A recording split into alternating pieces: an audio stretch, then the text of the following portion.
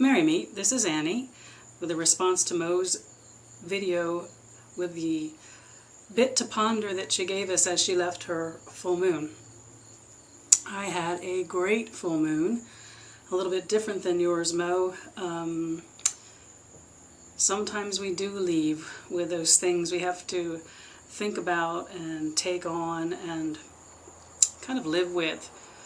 And this time for us, I don't think it was planned that way, but the mood that settled over us was one of peace and offering up and release in a very peaceful, non-stressful way.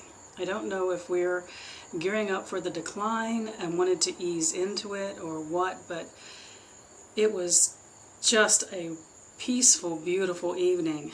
We had a cool evening for the first time, probably for the entire summer. So the breezes hitting us and a lot of rather dramatic clouds dancing back and forth over the moon. It almost felt more like a harvest moon, and the little bit of coolness in the air was just perfect. It was the kind of moon that when you come home you just want to go to bed and continue dreaming it. Not the kind that sends you home wanting to get rid of the extra energy and ground and dance around your own backyard. It sent me to bed and to wonderful dreams, and waking up the next morning still smelling the incense on my skin and just continuing that peaceful, peaceful feeling. So that's what moon was like for me.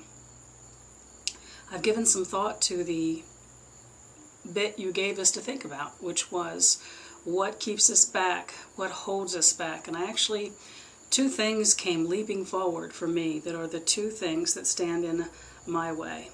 And I put them there. They are not put there by anybody else. It's me putting them there. And the first was fear. And since you titled your video Fear, probably you understand that one. Excuse me. And I was thinking that I've gotten better as I've gotten older at dealing with the big fears, because I'll sit down and I'll talk to them, trying to figure out if I don't want to change or bend or move, which that would be where a challenge comes to me. I get in my routines which work well, and it's hard to move me out of them, and therefore I limit myself. The big fears, the monstrous ones, those I actually deal with better because I see them. Then I stop and talk to them and try and determine, are they real? Have I manufactured them? Where are they coming from? Am I responding to something from outside, or is it something that's coming up from within me, something that's instinctual? Because as you mentioned, your own way of being reticent, of holding things to yourself, and thank you for your honesty talking about that, that actually is a place where your personal power can come from, because you will know there are times that's exactly how you need to be. But the pause that we take to decide if that's truly where we need to be, I do better at the big monstrous things that I can look in the eye and challenge and say, why am I frightened? Why am I hesitant? Why won't I take this next step? What exactly is keeping me from it? I find it's the little fears, the niggling fears, the discomforts that actually are the ones that I find it harder to deal with. Because what happens is I automatically go into that I'm not going to shift mode, and then later don't know why I did that, because I didn't have something big to face and deal with.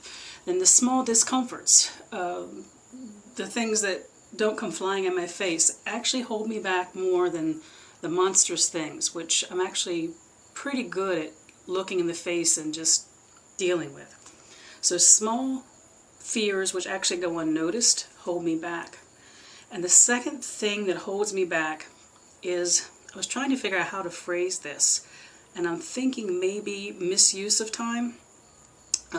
Time spent or time that passes with nothing really productive being done. Now, I'm not saying that meditation or reading a book, watching the occasional TV show, listening to music, none of those things are what I would call wastes of time. But I do think that there are times in my life that my grandmother had the word fritter away time, and I'm probably guilty of frittering. when I could have been doing something constructive with my time, but didn't. Maybe spent a little too much time on television or online. Well, we all have that challenge, I'm sure. When there are other things I could have been doing with my time.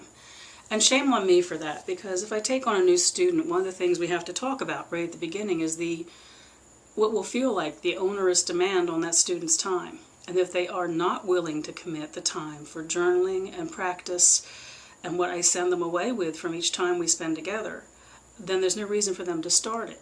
So it's my own advice, and then sometimes a Saturday afternoon will drift by when there were all kinds of things I really wanted to be doing, and somehow the afternoon drifts by and I really didn't accomplish anything.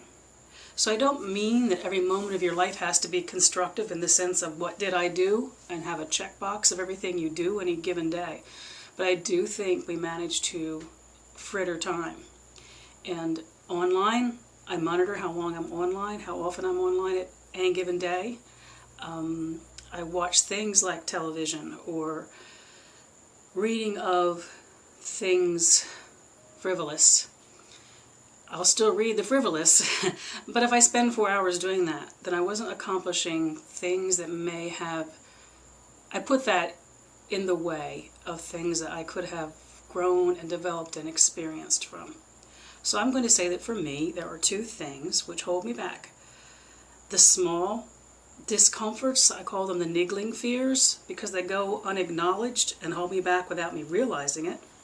Where the huge ones I can deal with, it's the small ones that I don't look in the eye and just don't even sometimes notice. And then I would say the use of time, how I choose to spend my days and my nights. So there are two things which I would think are the things which hold me back the most at this point in my life. And the thing is, I can control them both. It's a matter of awareness and being in tune with the rhythm of my day and my feelings and emotions when it comes to those discomforts. So it's not that they can't be dealt with. It's just 4 hours later you look back and say, I could have, I should have. So I think that's what I would offer as two things that would be my biggest challenges. Thank you for the opportunity to reply. Mary Park.